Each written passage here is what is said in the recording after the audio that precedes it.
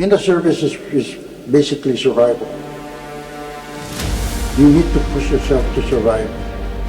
You need to have attitude. You have to have positive attitude. You have to make it happen. Nobody else will make it happen but yourself. Service, sacrifice, and resilience. Guardians on the Front Lines is an oral history project exploring and preserving the stories, perspectives, and experiences of U.S. military veterans and first responders who called the Marianas home.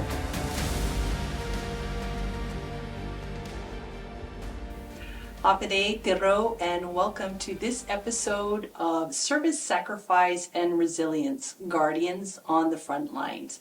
I'm Catherine Perry, and our guest today is Mr. Pete Pangelinan Reyes. He is a veteran of the U.S. Armed Forces. He joined the military, the U.S. Army, in 1966 and was honorably discharged in 1969 with the rank of E5 Ordinance Supply Specialist. He was born and raised here on Saipan in the U.S. Commonwealth of the Northern Mariana Islands. He has 7 children, many grandchildren, and 5 great-grandchildren. Welcome, Mr. Reyes. Thank you. Thank you for making time to Thank you. It's an honor to chat be with here. us. Yes. We're excited to hear about your experience as a member of our community with your veteran service. Maybe you could start us off in the very beginning with when did you join the military and how old were you at the time and how did that happen? Actually, it all started with having to move to Guam. At that time, we're not U.S. citizens, as you probably recall. My uncle, my dad's brother, was in Guam, so I was petitioned to become a green card holder. And so when you are in Guam and you are either a U.S. citizen or a green card holder, you're required to register when you turn 18, because during those era, draft into the military is the thing. And so I, of course, registered, graduated from JFK in Guam, and I came back to Saipan not even thinking about the military. Came here, started working in Saipan. I started out with a personal clerk with Nick Santos. You remember Nick? The name is familiar. Yeah. He was the personal officer. So I was a clerk out of high school. And shortly, I got a notice that I need to report to the military office in Guam to respond to the call for draft call. And so I went, and I was told that that I'm being drafted. Normally they would have a waiver for people that go to college, but at that time I wasn't too ambitious to even move to. I wanted to work. So I answered the call, and sometime in September of 1966, we were shipped out by plane to California. Fort Worth, California is the place where we have the basic training. But when you are being processed through, they send you to an indoctrination center where new recruits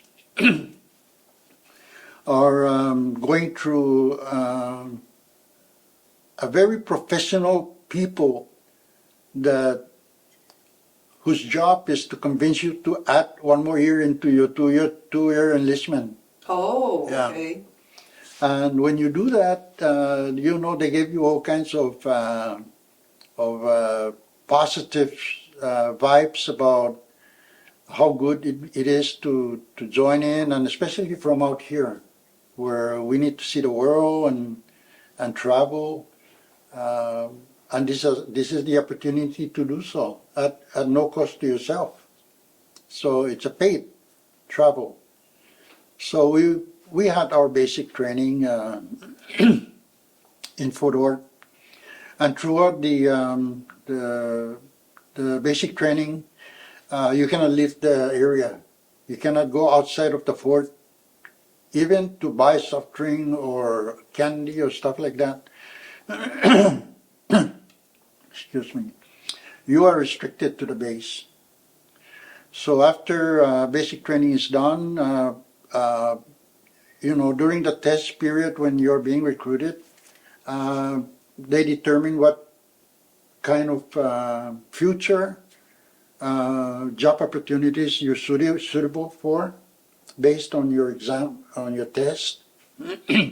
So I guess they thought I'd be good in supply ordnance. So right after basic training, I was sent to Fort Lee, Virginia. And remember, this is September. It was really, really cold. Nobody told us or prepared us what it's like. So I went with a short t-shirt and a long pants with no provisions of a coat or something to keep you warm. So when we went there, we were freezing. I went with a bunch of recruits from Guam. There's Guamanians. There's some Filipinos in the group. So we stayed together during basic training, which is a good thing. Even though I don't know any of them, the camaraderie is there, because we're from the same place. So it wasn't bad. And then when I went to Fort Lee, Virginia, that's when you get into your MOS, which is your military school for your specialized field.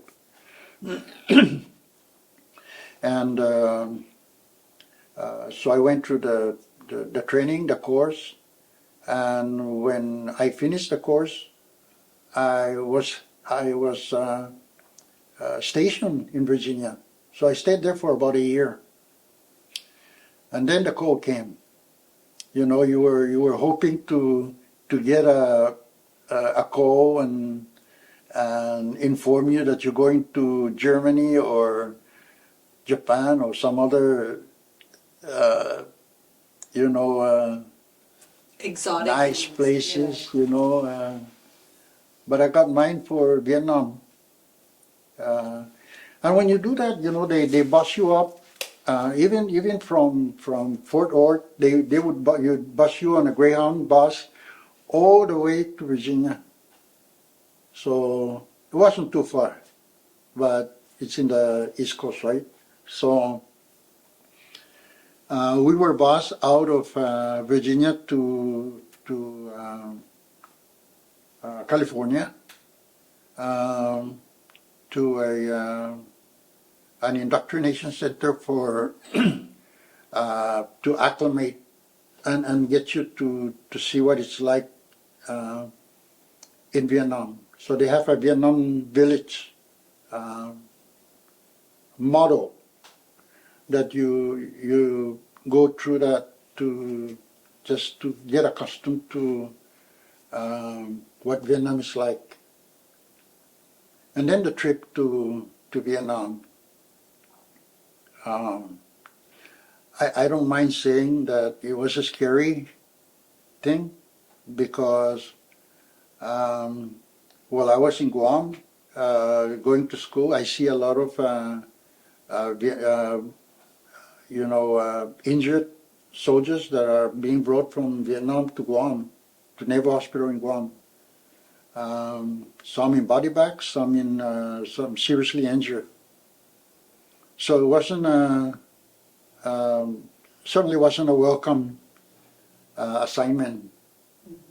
The first thought anyone, I guess in my case, the first thing I say, well, I'm doing this for my country. I will make the sacrifice. This is not for me. This is for my people. This is for the people of the United States of America. And but you prepare yourself that you might not come back. Yeah. So if you adequately prepare yourself, then you feel a little bit more optimistic. So yeah. So that's the story of my trip to Nam. When we were landing, you look out of the plane, you see everything's, they're all smoking. They're all smokes all around. So it was a scary thing. You can never prepare yourself sufficiently to actually cope with what's coming, except that whatever it is, you're ready to face it. Looking back on when you were getting ready to go to Vietnam, what was the biggest adjustment you had to make from living here in Saipan, the civilian life, to becoming a military man? It's strange, Kathy, as you remember, way back, even Guam had this television sets with white, no color TV, right? Mm-hmm. Black and white. And you get to watch that. You watch war movies, you watch cowboy movies, you watch all kinds of movies on the tube. And so you know what war is like. Then I hear Uncle Dave Sablon's redemption of what kind of trauma he went through during World War II when he was just a small kid. Mm-hmm. So you hear all of that, and you build that in your mind. You keep that in your mind, but you tell yourself that it is for a good cause, and so that it's an obligation as opposed to just voluntarily going. So it's just an obligation. Everyone has that obligation if you're a U.S. citizen. Do you feel there was anything about the way you were raised or what you learned from your parents that, like cultural values that helped prepare you for military life? No. But I grew up in an environment where there were problems. There were trouble in Saipan. Saipan have been going through a major change from village gangs fighting and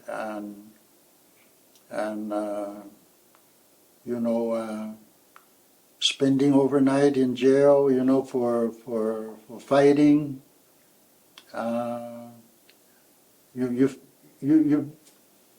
You would think that this is an opportunity to change that, to change your life, and go into a different world and expand, come back with positive results, if that's possible.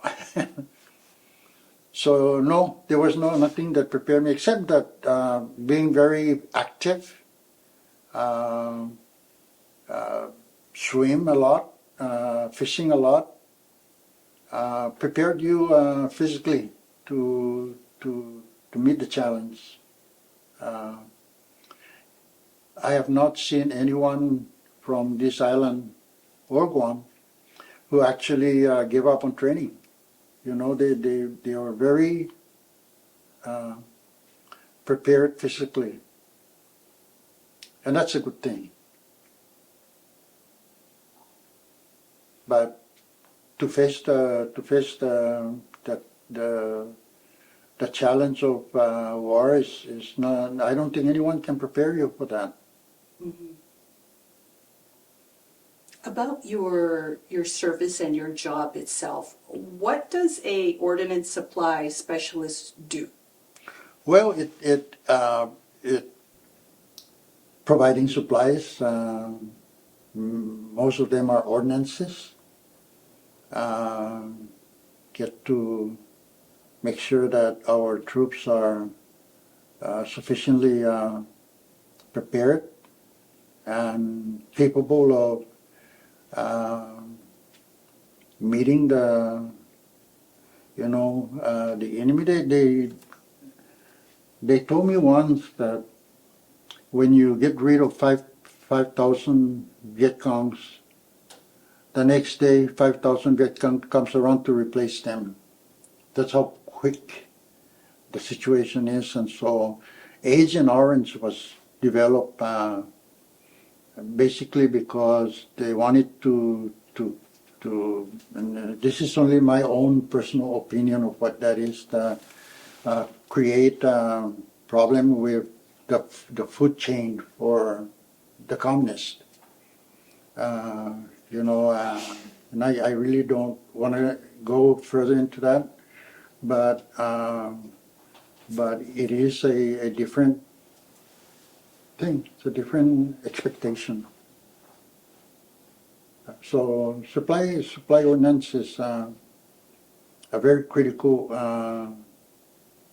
role in the war. Could you tell us a little bit more about the training you received for that in Virginia? In Virginia,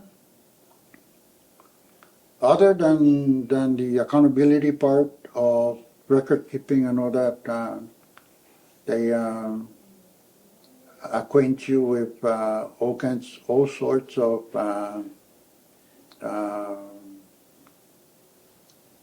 in addition to what you learn in basic training, Mm-hmm.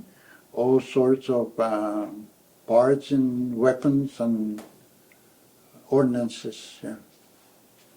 I just find it interesting. It must have been something about how your brain works that made them think that you might be good at this particular kind of job. Yeah. I want to mention that based on the conversation you and I had before we sat down for this, you really thought carefully about doing this interview. And at the time I expressed to you that, we respect what you want to share and what you may not be comfortable sharing yet. What were the things you were considering in deciding today to tell your story? Well, I want to bring in the emphasis of the inherent drill into your mind, the discipline of the military, because this is where you develop the ability to work toward a goal and complete the goal. The military has always been a training that would prepare you to take a mission and complete a mission. You are disciplined. You go through a whole series of disciplinary training. And taking orders is one of that. You don't question an order. You survive because you work as a team. You survive because you take orders and you follow orders. But I think, long story short, it's acquiring that ability to be so disciplined that when you get out of the military and you work, for example, in government, that any type of crusade that you start, you need to finish that. You need to take it from the beginning to the end. You don't leave a mission halfway and then just close the book. There's no ending to it. You need the military instill in you the ability to to take on a challenge and complete that challenge. I think that's a very positive thing for the listening public to know. Because military is not all that bad.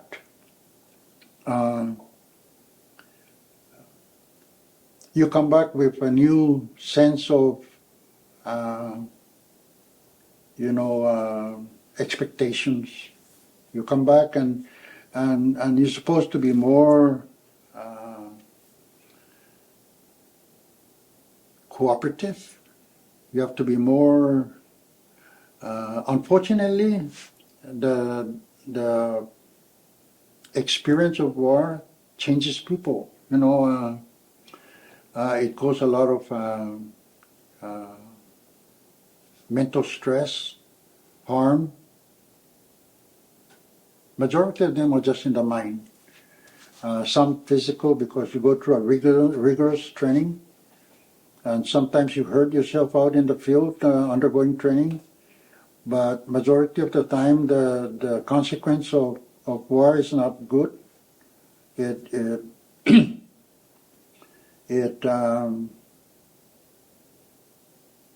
takes a while to get used to become normal. You have nightmares. You wake up at night yelling, and you cannot. I know in my case, I never talk about it. I try not to say anything about what I see or what I do out in Vietnam, except that I came back home, and thank God I'm okay. Mm-hmm. But the Vietnam era, Kathy, is different from other wars. The Vietnam era is an era where there's a lot of protests going on in the States. And my case, when I came home, discharged from the Army, I was walking out of Fort Lewis, Washington, as a civilian. And walking out, I see, remember this actor, Peter Fonda? Yes. You know Peter Fonda's sister? Did she come to Saipan? No. Oh, okay. She was in Washington, D.C. with all over, I think all over the state. She was protesting the war. Not sure whether I'm not sure whether it was her I saw. I assume it was her. It may not be. I never see Nancy personally, so, but we were called all kinds of vile names, from baby killers to murderers to. We were not accepted back home. We came home not as heroes. We came home as the bastards of the United States. That's how I see myself.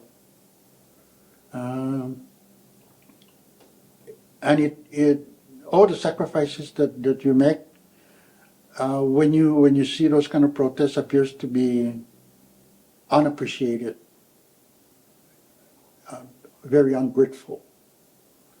And to think that you fought because you want to maintain the ability for all of them to exercise the freedom that you fought for, and then coming back home and meeting that kind of reception was not a very pleasant. It's different now, which I think we mature a lot after Vietnam War, because now we receive back our veteran as heroes, and we appreciate their sacrifices during the time I was in. And by the way, those were the eras when racist is rampant all over the United States.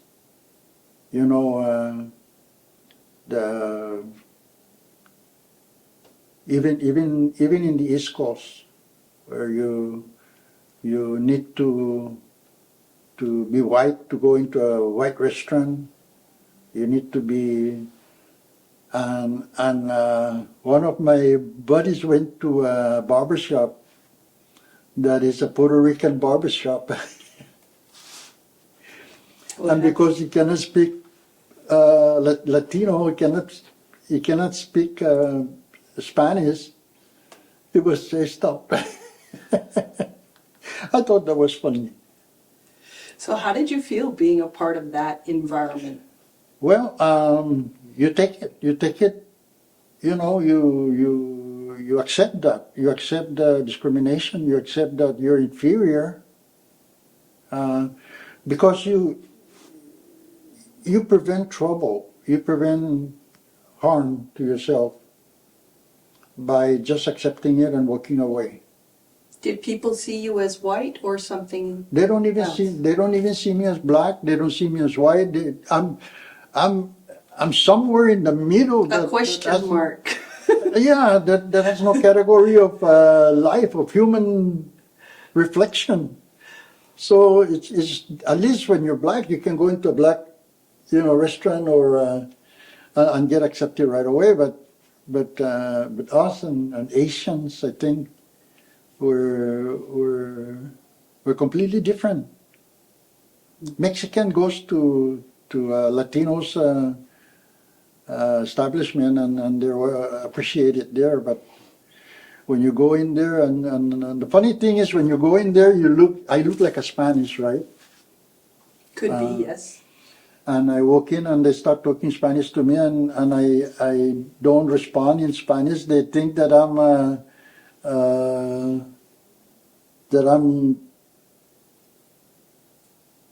being obnoxious, that I don't want them to know I'm Spanish. You know what I'm saying, right? I can imagine, yes. Yeah. They got mad at you for not being Yeah. Hispanic because For- they knew for- you were Hispanic. Yeah. So they cannot make up their mind whether, whether I fit in to the group. It's a whole different world. The United States then is a very different world. Than thank God that things have changed and I guess Dr. Martin Luther King made that happen. You mentioned about the sacrifice required. There's a special kind of sacrifice that we ask of people in the military. What are the personal sacrifices you make? We grew up in a very tight community. We have our own culture. We have our own tradition. We're a very close-knit family core group. And having been plucked away from the family and taken away has a tremendous stress on anyone, not just me, I think.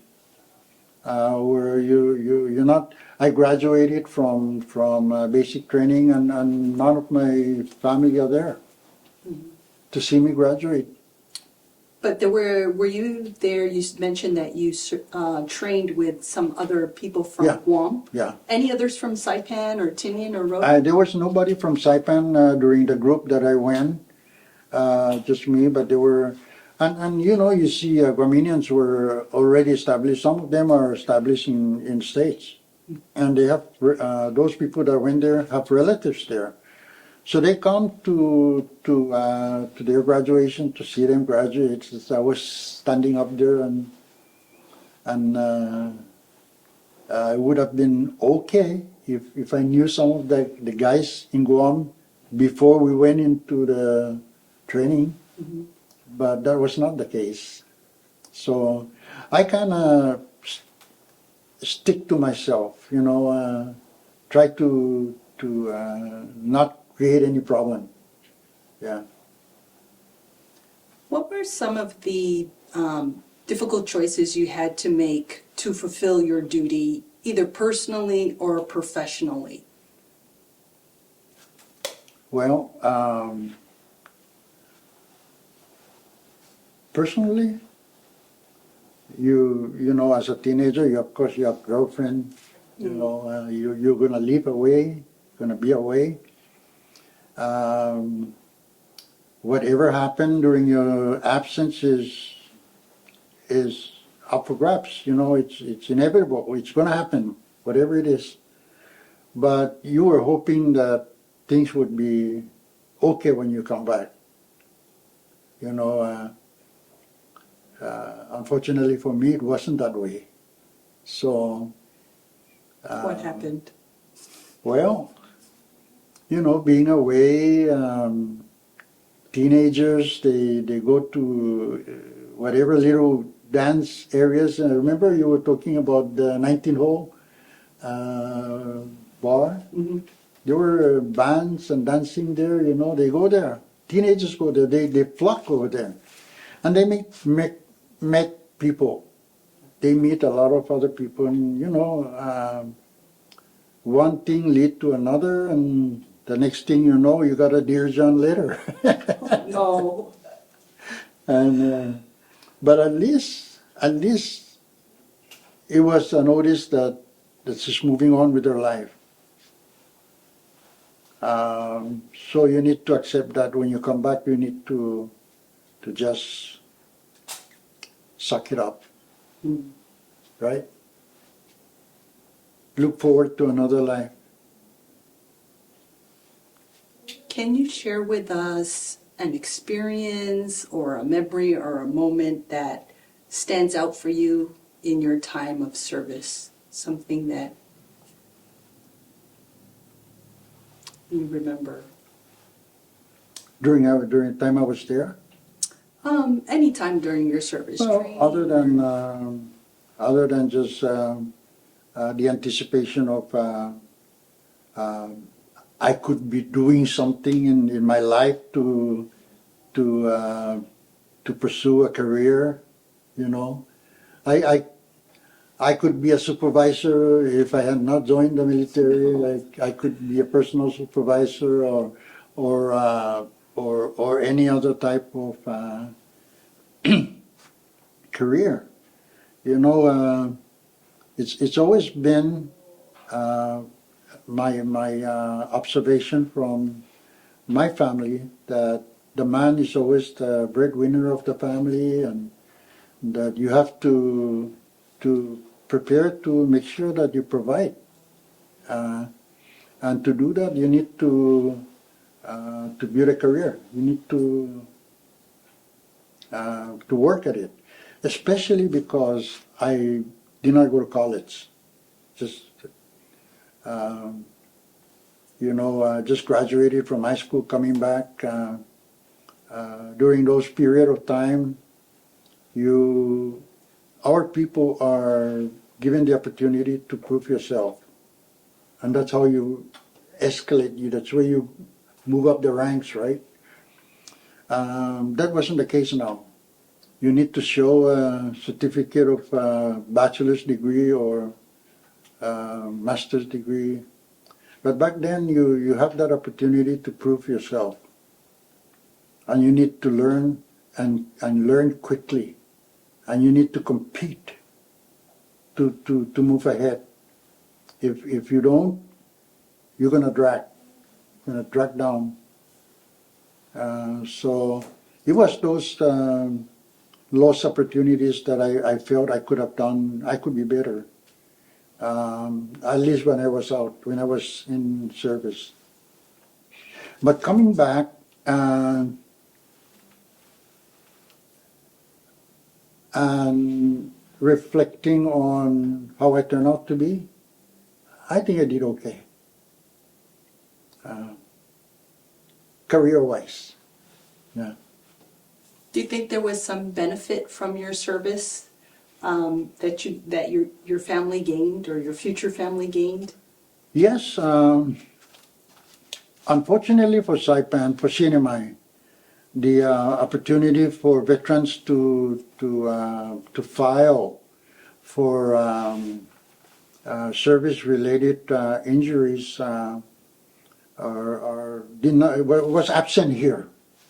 So it took me over 50 years before the opportunity for someone from the Veterans Office was sent here to review my case and to confirm that I actually had PTSD, for example. It took over 50 years before PTSD is approved, is acknowledged by the vet. And there's compensation to that. I'm getting compensated for something like that. There are other opportunities, like in Vietnam, for example, the burn pit that was recently passed. This is a shed detail. Sorry for the expression, but what you do is you burn people's waste. You know, they have this like 50-gallon fuel, container Yeah. cut in half, and they slide it on the backside of a land, latrine. Yes. And then on a daily basis, you pull that out and you put diesel and burn that, and those have chemical consequence on a person. So before I gained the rank of E5, I was one of those that, because during those period of time, rank has its privilege. In other words, if you're one rank higher than me, you can actually tell me to do push-up. That is no longer the case in today's military. So the shady details that I get, and those with lower ranks, were the shadiest detail you can imagine, But you live through that, And then came the Agent Orange, which is spread all over Vietnam, and it has a chemical effect on people, makes them sick. Discoloration of skins and stuff like that, cancerous chemicals, and those I submitted claim for those and was denied, and then I was told to submit again because the approval is not immediate. You have to be denied several times before you get approved. I cannot relate to that. If you're entitled to it, then you should get it. Makes sense. And so I refused to submit another claim. I just I don't believe that if you're entitled, you should be denied several times before you can get it. That's not right. But according to many veterans, that's the routine thing. Eventually I will be approved, but I have to keep appealing it, and I don't think that that's right. So I stopped. Given everything that you've overcome as a service member and as a veteran, would you recommend the military service to someone? I do, if anything else, just for the purpose of navigating a direct direction of your life. Just to gain that experience, gain that discipline, gain that attitude that what you start you should finish. I don't know how to say it any better than that, but at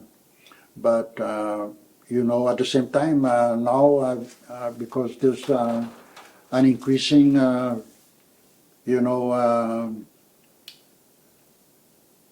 I guess China and U.S. are Tension? it's an increasing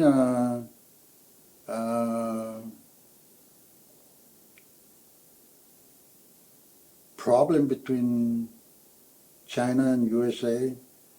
The conflict with Russia and Ukraine, and then the relationship between the allies and the U.S. allies and U.S. The need for uh, positioning themselves in a strategic area where they can respond pretty quickly. And all those are mounting, and so we need to find a way to properly train our people, train our soldiers.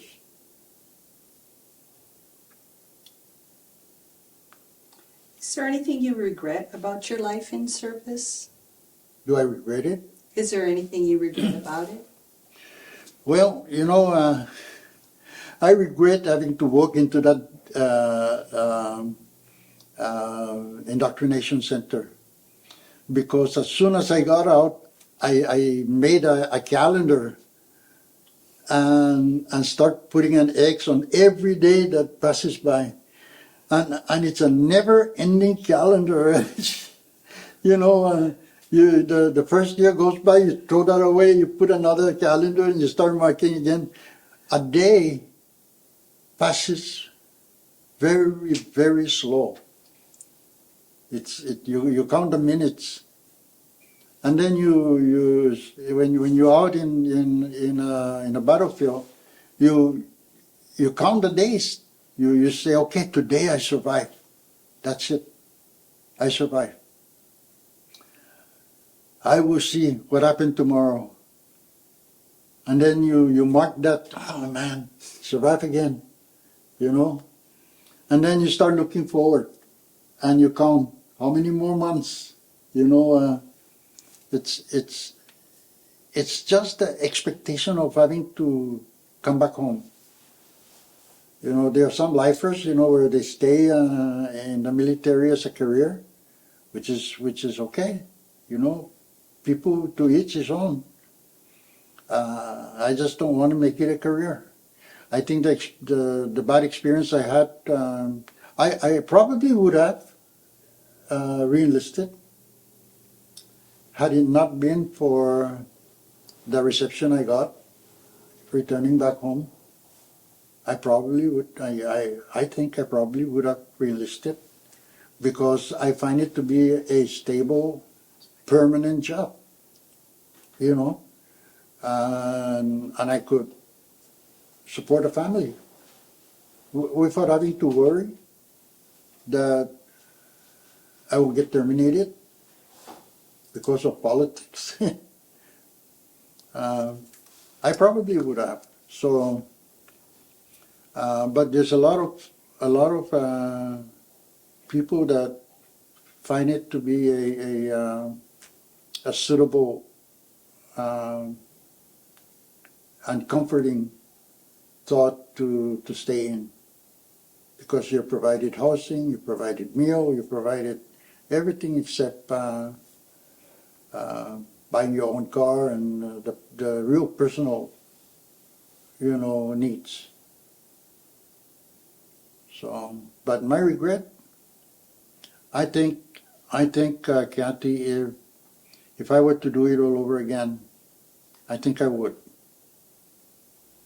I think I would. And this time I probably would volunteer, knowing that it's for my country. I'm surprised to hear you say that. Yeah. Because I know you saw combat, and it was serious. What do you feel is inside of you that gives you the desire to serve like that, to serve your country like that? I guess it's patriotism. And you notice how the CNMI, Guam, more especially this area, has the highest mortality rate in any conflict. And I attribute that to patriotism, to being proud to serve your country. It's pride. You have that pride. Nobody can take it away from you. So, if I were to do it again, I would do it.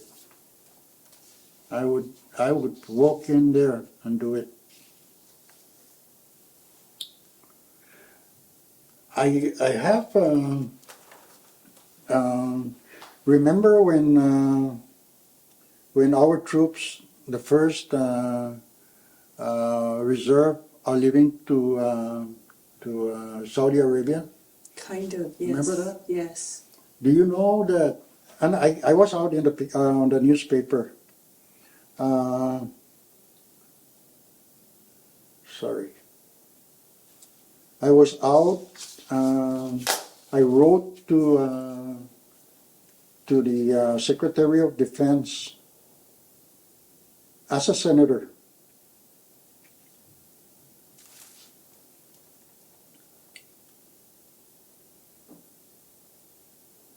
To Donald Rumsfeld, Secretary, Department of Defense. I actually got a response. I'll show you the response. What did This you is write? the response from my letter. But in my letter, as a senator, I was requesting to volunteer with the troops that are leaving to Saudi Arabia. I wanted to go at any capacity, whether it's a cook helper or any kind of position. I wanted to go Why? because life is because because I wanted to help my country, and because I cannot legally fight with people and shoot people legally. I want to go out there and kill those enemies. I want to go there and help. But I gotta respond back that in a very professional, nice way, that I was too old to go, that I'm volunteering. While some of our people are saying, no, I don't want to go. I was there trying to go with them. I want to go to war. I want to be able to contribute. So I'll send you I'll WhatsApp you the letter so you can see. But I got a response. It's a very, very soft letter of rejection. Yeah. And Glenna wanted to celebrate. You were talking earlier about how you feel like the biggest thing you want the community to understand, or one of the biggest things, is about how it's about duty and getting the job done. Job done. And it's about being resilient. Do you think the sacrifices you've made have been worth it? Yes. Yes. I think the damage to my personality, the development of anger comes with turf. You know, it wasn't something that I wanted to see happen, but it happens. The PTSD that I went through, I wish it wasn't the case. I wish I've never gone through that, because it's so painful. So it breaks my family. Breaks up my family. You probably remember in the Senate when the Republican-controlled Senate, the Republican is president of the Senate, and I was the minority leader. Remember that? Vaguely, yes. Yeah, and it's because I do not go along with any suggestion that I feel is not in the best interest of the public. And But that's a good thing. It's a good thing, yeah. It's a good thing. But when we went to the States, the congressmen there and senators are very apolitical. Apolitical. I remember, I'm not going to say names, but I remember one of the senator came out, or the congressman from Alaska. You probably know who it is. Came out and he said, there were four of us during the garment industry era. and he said, "Who among you are Republicans?" So we raised our hand, and he says, "Okay, Republican, come in." One lone Democrat was just asked to wait outside. We went in, so we gave him our card.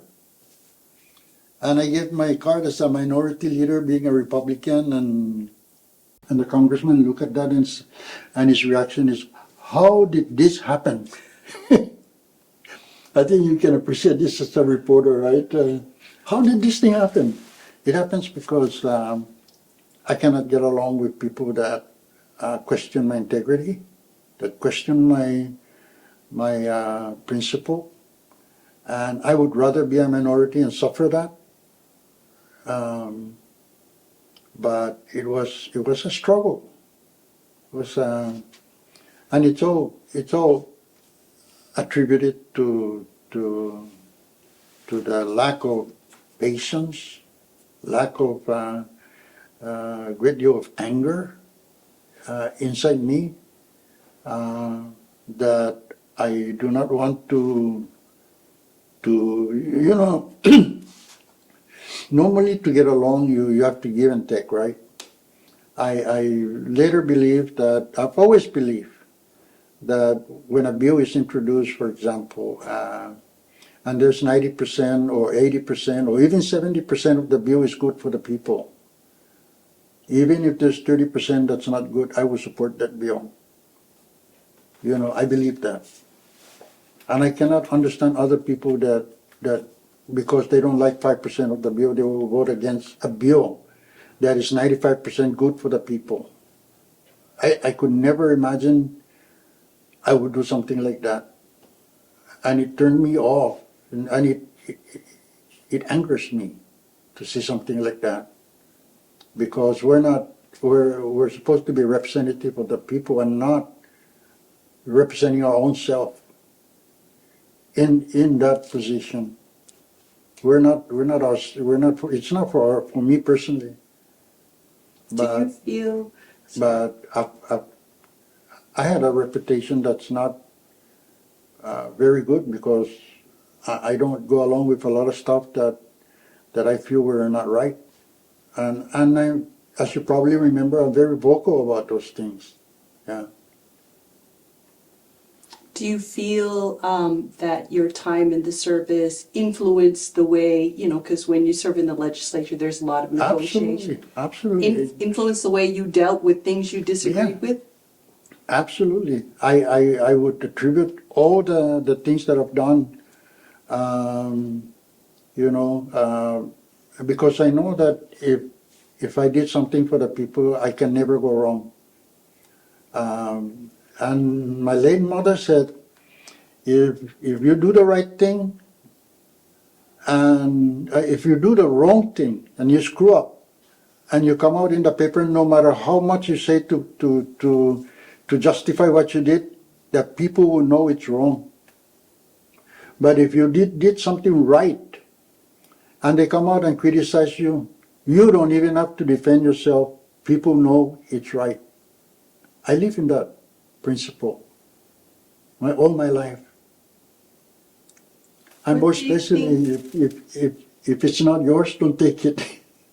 Pardon? If it's not yours, don't take it. If you don't earn it, don't take it. That principle. What has motivated you to push through difficult times in your service and after service? What's your primary motivation? In the service and after the service? In the service is basically survival. You need to push yourself to survive. You need to have attitude. You have to have positive attitude. You have to make it happen. Nobody else is going to make it happen but yourself. You need to make that promise to yourself. And purely survival, I guess. While I was in there, I didn't see the positive attribution of being in the service until I got out. That's when I started when I started custom. I started hiring veterans because I wanted my staff to be disciplined. I wanted my staff to uh, to be mission oriented and be objective oriented and to complete whatever we start, we complete. But those did not become clear until later on in my life. Yeah. But those came with a lot of sacrifices, family relationship. Thank goodness with the children, it was very controlled. Uh, How did you deal with stress with when the you got out stress, of the service? I struggle. I struggle, especially in the line of work I did. I need to struggle so that I don't have the bad side of me come out. You know, I had to keep that. I have to control myself, and it takes a huge amount of effort to try and stay focused and not show your bad self, your bad side, uh, and maybe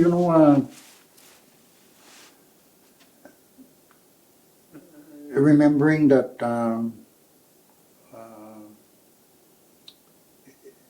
Everything has a purpose, and then just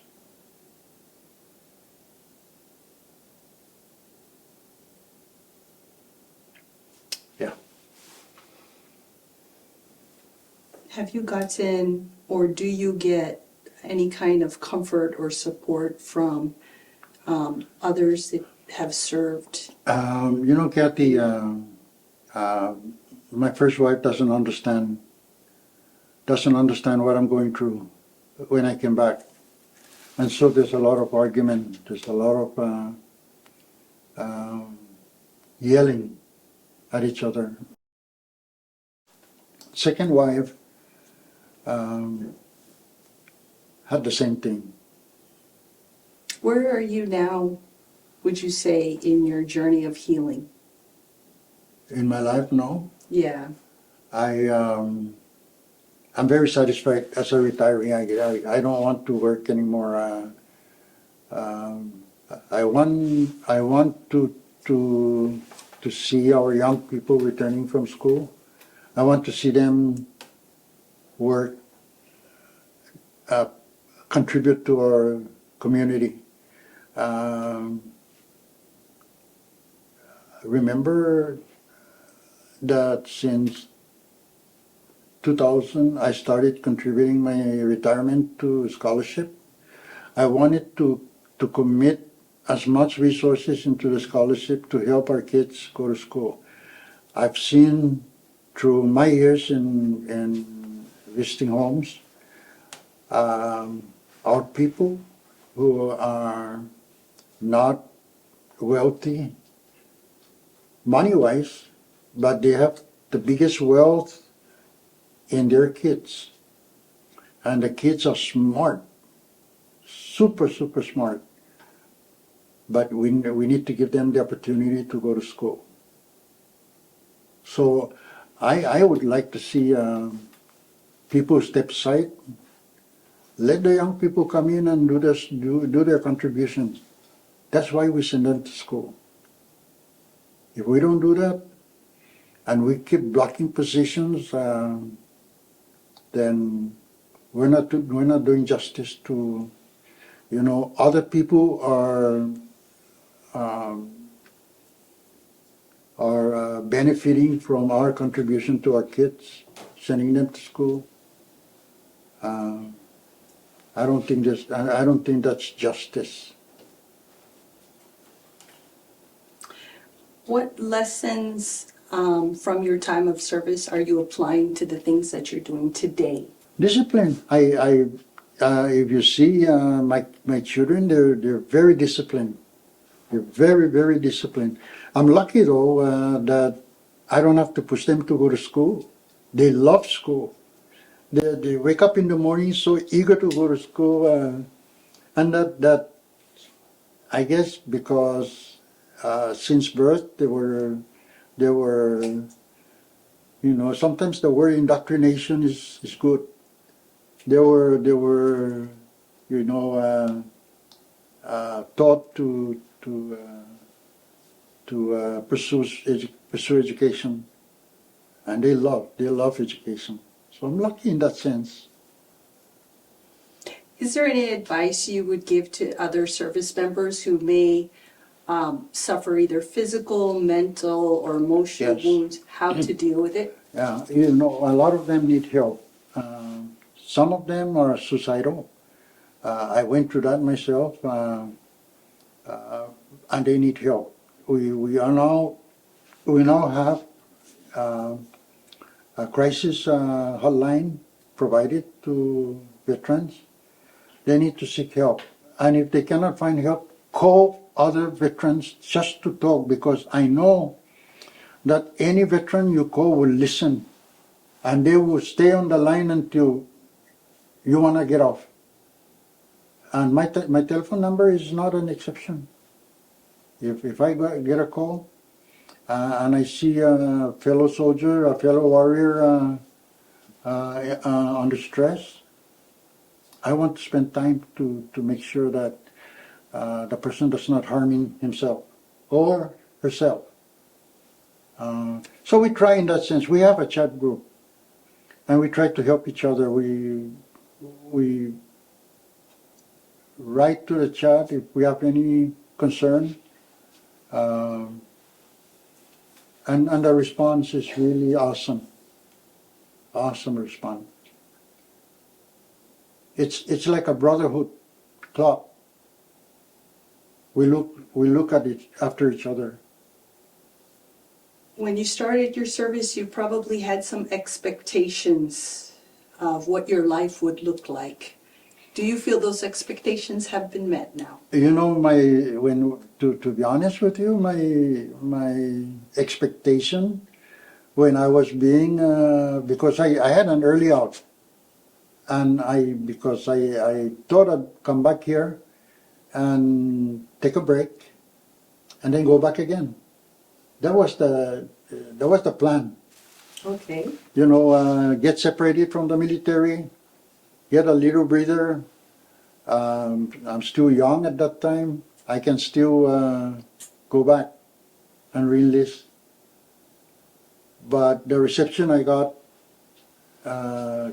separating from the military wasn't encouraging to do that. I never thought that in the future returning veterans would be hailed as heroes or given the kind of respect that they deserve. But I didn't see that far. I thought that everything would be the way it happened when I got out and into the future. We have all this bunch of radicals out there that believe they can do whatever they want.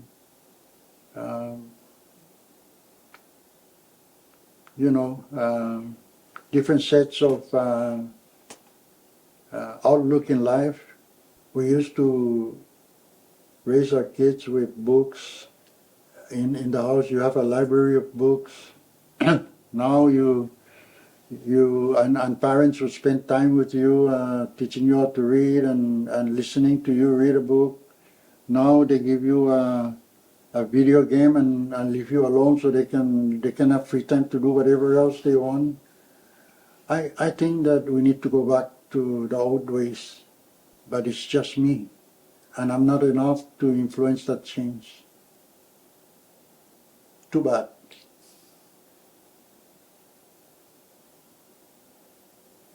Mr. Reyes, I want to thank you for sharing with us today and for thinking carefully about this interview and agreeing to share your perspectives. I hope that... Thank you. And thank you, Kathy, for being sensitive to some of the questions that I wanted not to avoid answering. I hope you understand. I think you've explained it well today. But I'm glad to share this thoughts. And I know we kind of drifted away from the military thing a little bit. It's all related in some way. Is there anything else you want to share before we end?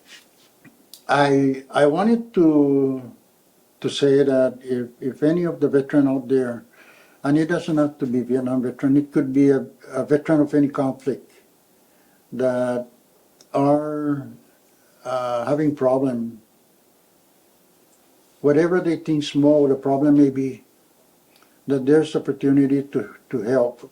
There's opportunity for help, and not to continue their suffering, because really there's help. There's help out there. We just have to reach out, and if they don't know where to get that help, contact any of the veterans they know, and they will lead them to whatever help they need. But we have now constantly getting psychiatrists over for those with PTSD and problems. We have all kinds of doctors, from surgeon doctors to podiatry for feed. We have all kinds of doctors, from internal to external to mind to emotions, that can help. Don't continue to live a life of misery when we have this available resource to help you. Well said. Thank you. And if there's any opportunity for group session, it's good to sit and listen to a lot of other experiences. Sometimes you think you have a problem, but there's other people out there that has worse situation than you do. We're here to help each other. Thank you. Our guest today has been Pete Pangelinan Reyes, a veteran of the U.S. Army, Suzusmasi Olamwai, and thank you for your time today as we have sat with him and allowed him to share his story. I'm Catherine Perry, and this has been Service, Sacrifice, and Resilience, Guardians on the Front Lines, brought to you by the Tan Siu Lin Foundation and the Northern Marianas Humanities Council.